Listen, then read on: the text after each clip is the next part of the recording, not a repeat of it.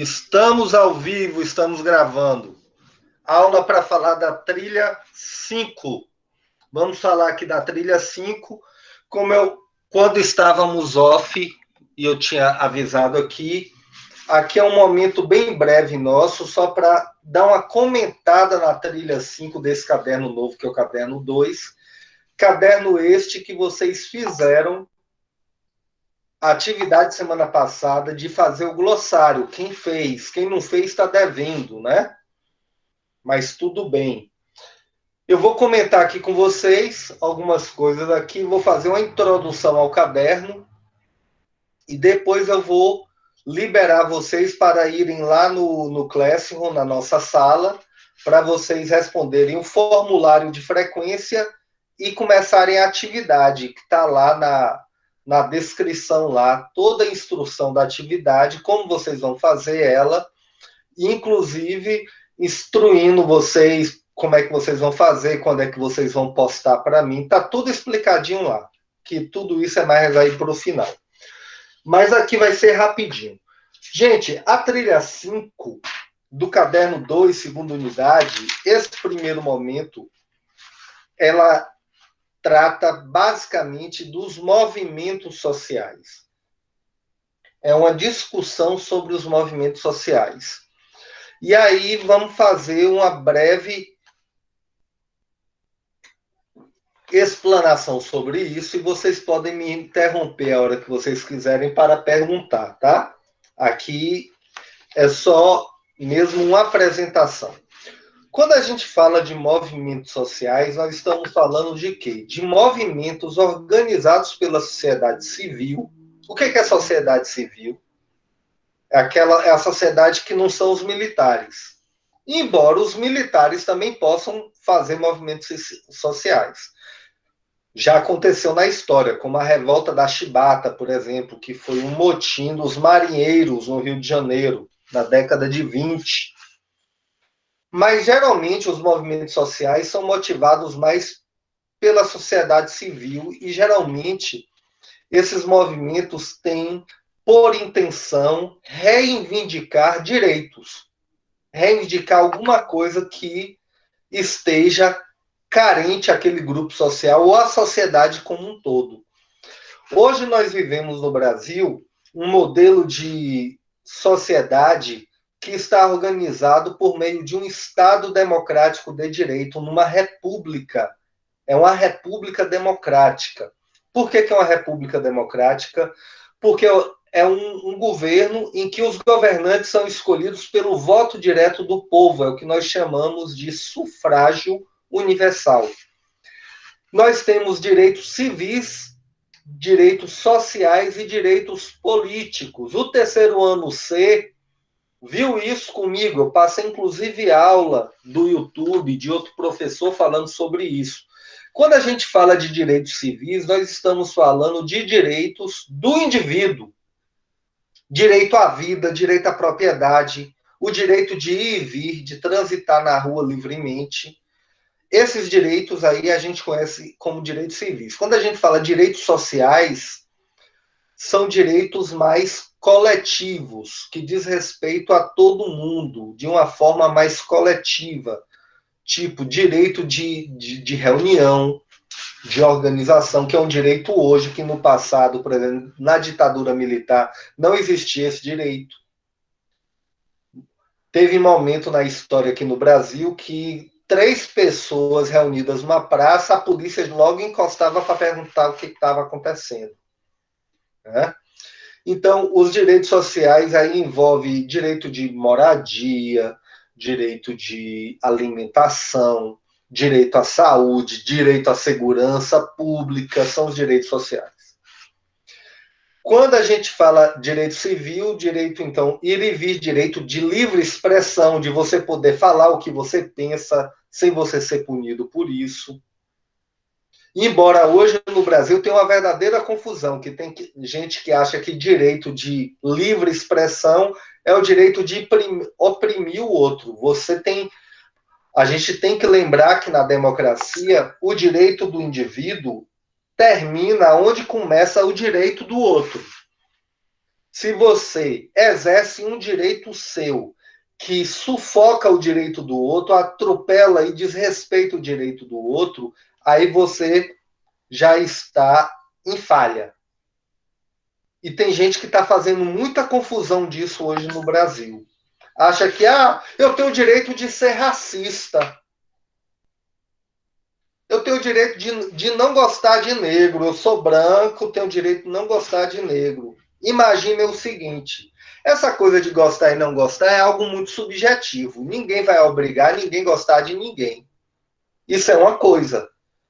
Mas se você pensa que você é branco, você é reconhecido como branco e você não gosta de negro e quer expressar isso, desrespeitando os negros no meio da rua, fazendo ofensas, discriminando, aí você está em erro, aí você está cometendo um crime de racismo.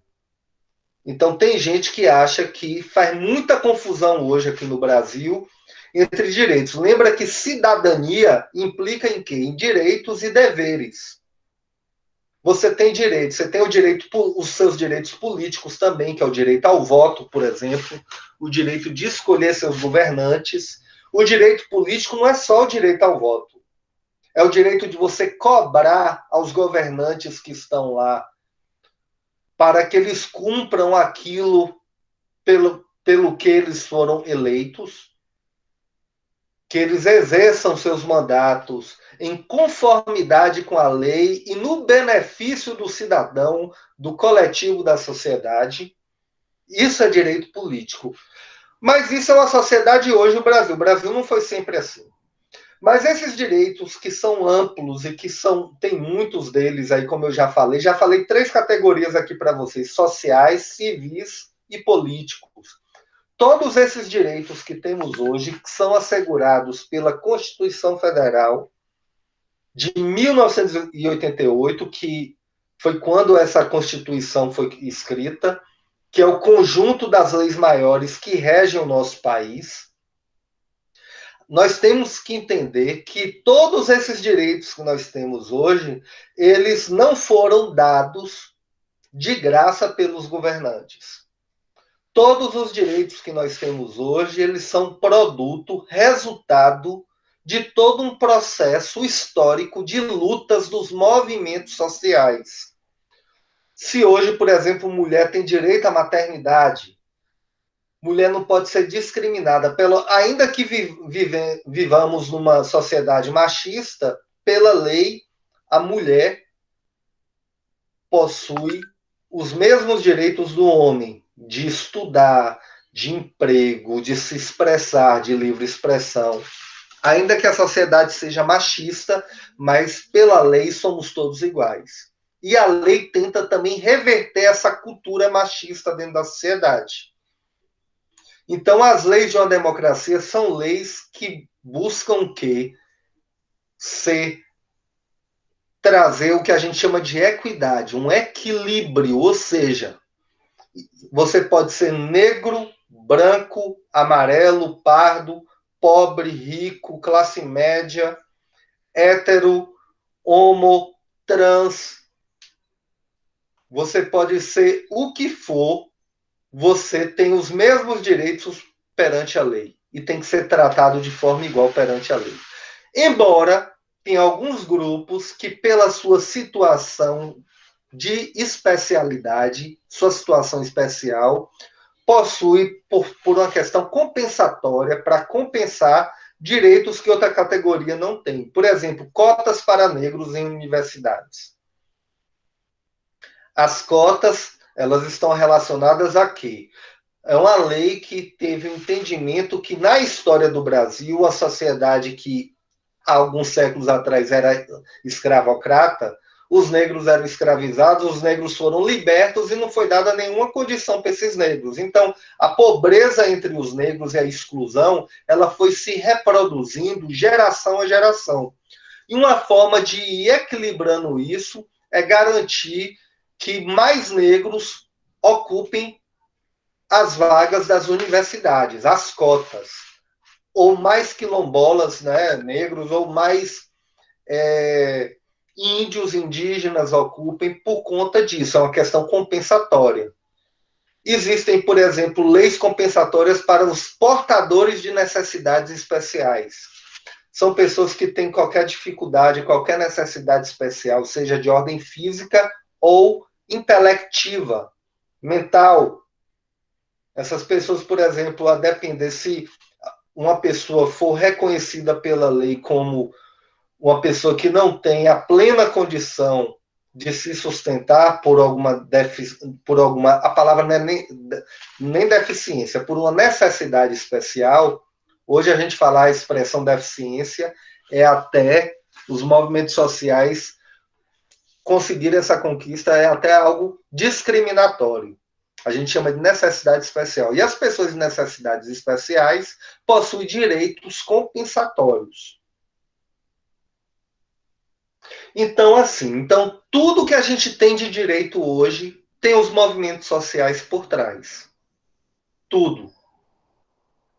Não existe nenhum direito, seja esse direito civil, social ou político, que não tenha sido produto, resultado de lutas ao longo da história.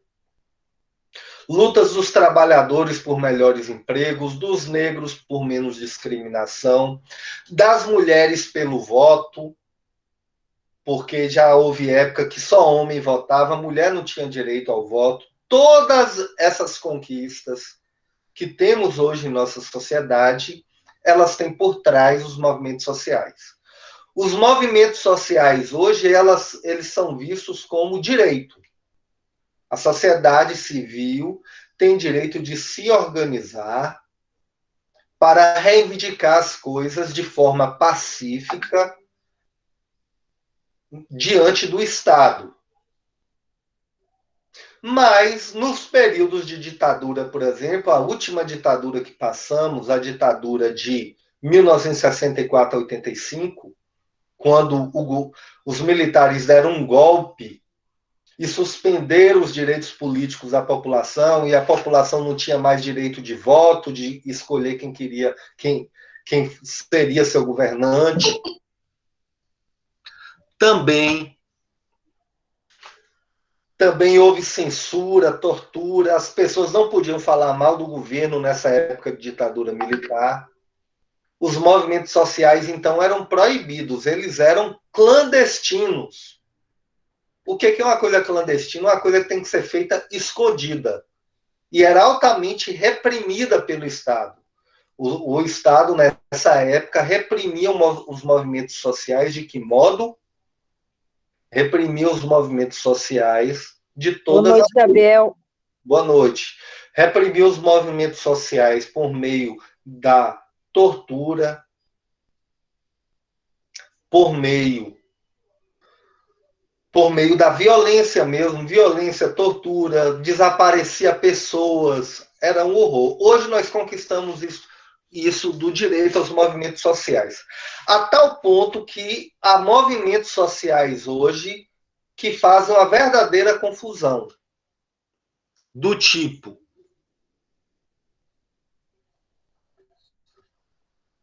há uma verdadeira confusão do tipo.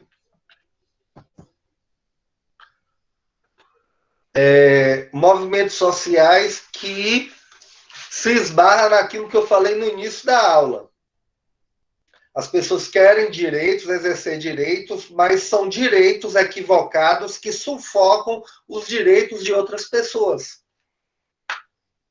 Aquilo que eu falei, por exemplo, pessoas que querem o direito de ser racista. O direito de discriminar negro. Não pode. Ninguém pode controlar se você gosta ou não de negro.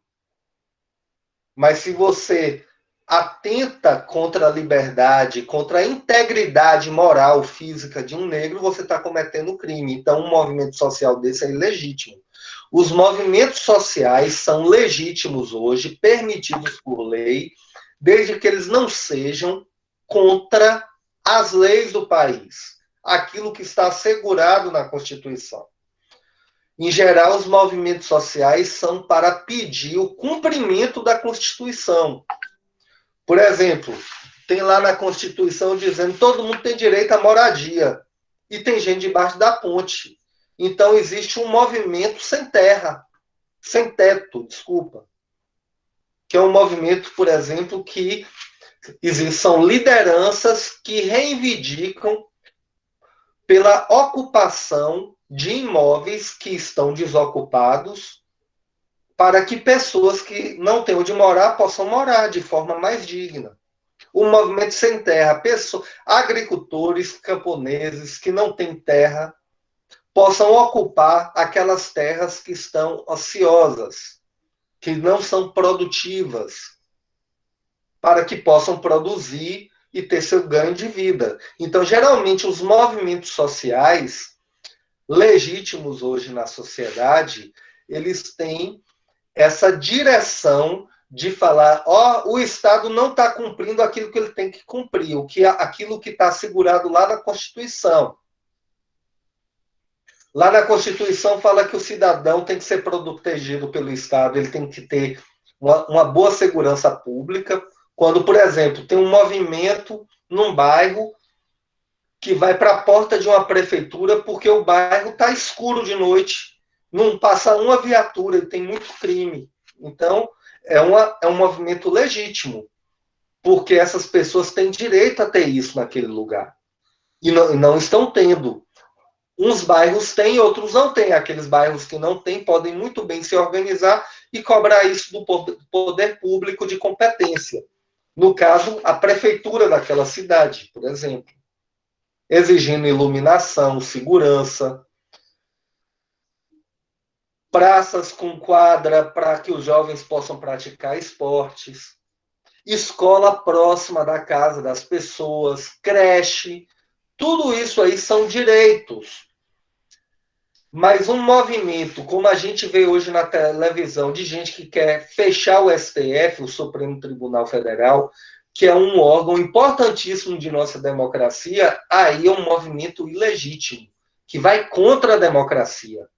Se esbarra naquele problema que a gente tem que lembrar. O direito de todo cidadão, de todo grupo de cidadãos, ele é pleno, ele tem que ser exercido, mas a partir do momento que exercer esse direito se esbarra no direito do outro, você começa a oprimir o outro, a diminuir o direito do outro, a liberdade do outro, aí aquilo deixa de ser direito, aquilo passa a ser crime.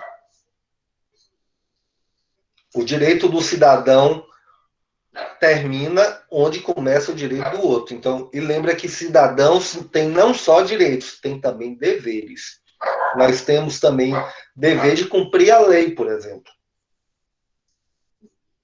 De estar de acordo com a lei, de andar na linha, de ser corretos, de sermos corretos. Os trabalhadores têm direito de reivindicar melhores salários, que se pague as indenizações de trabalho.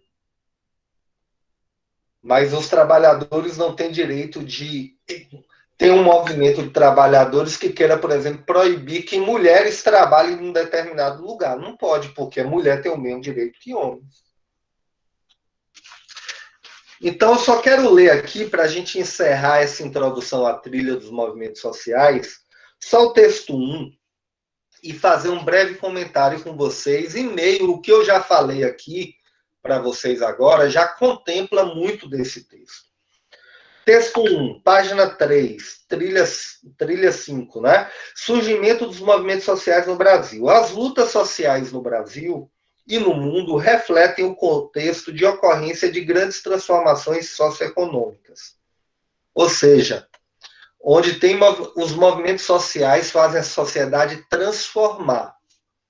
É o grande motor da sociedade de transformação, para que as coisas mudem. São os movimentos sociais. E que não respaldaram todos os setores da sociedade, principalmente os minoritários. Geralmente, quando a gente fala de minoria, os movimentos sociais geralmente vêm de minorias, entre aspas. O que é minoria? Por exemplo, mulher. Mulheres são consideradas uma minoria social, mas tem mais mulher na população brasileira do que homem. É 51% de mulheres para 49% de homens. Como que mulher é minoria? mas mulher minoria no sentido da representatividade social. O que isso quer dizer? Que mesmo ela sendo maioria numericamente, ela sofre muito preconceito, os salários dela ainda são menores que os dos homens. Então, é nesse sentido. Negros no Brasil são minoria, negros e mestiços não, são maioria, mas são minoria no sentido de que existe uma elite branca que é em menor número, mas tem mais direitos do que a grande maioria dos pardos, dos mestiços, pardos, mestiços e negros e índios. Então, é nesse sentido. Quando a gente fala minoria, não quer dizer no sentido numérico, quer dizer que trata-se de um grupo social que ainda tem que brigar, lutar, reivindicar que seus direitos sejam efetivos, sejam reconhecidos e aplicados da forma devida dentro da sociedade.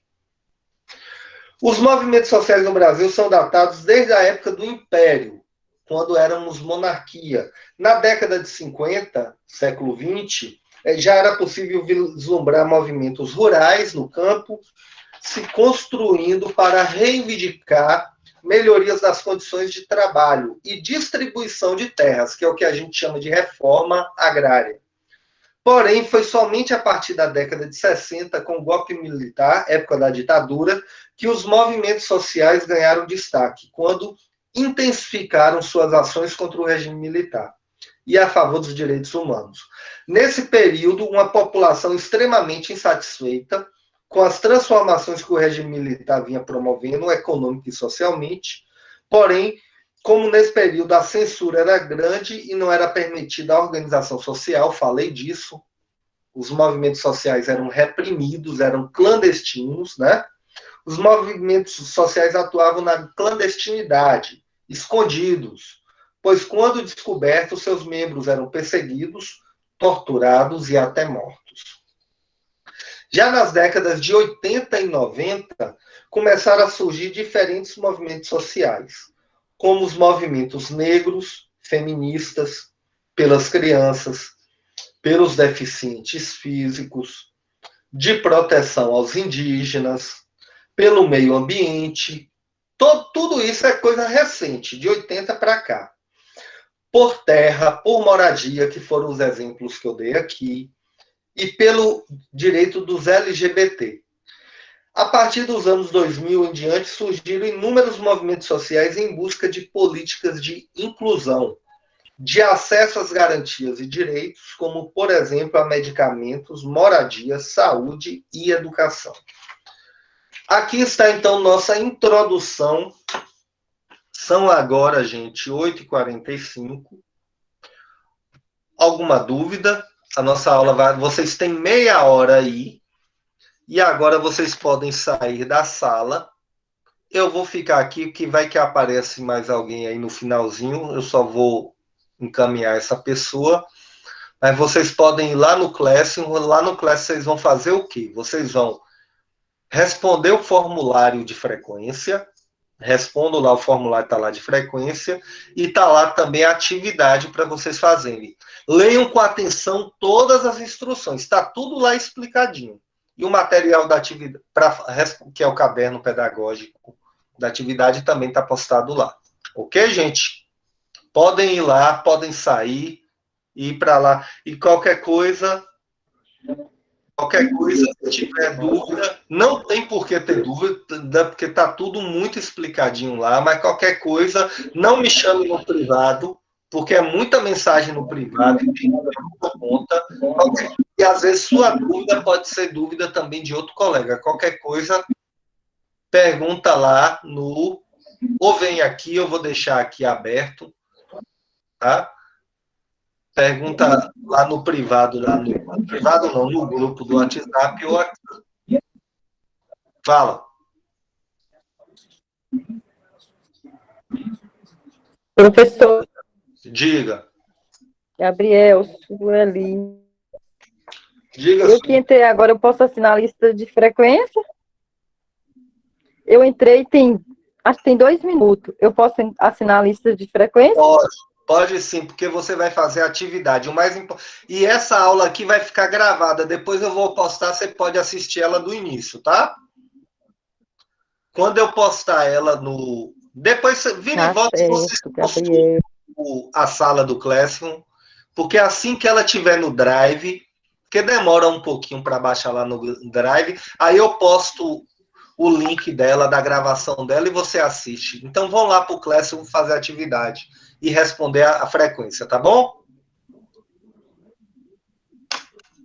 Tá certo. Boa noite, Gabriel. Obrigada. Boa noite. Vou fechar meu microfone e fechar minha câmera, mas qualquer coisa é só me chamar aqui que eu escuto.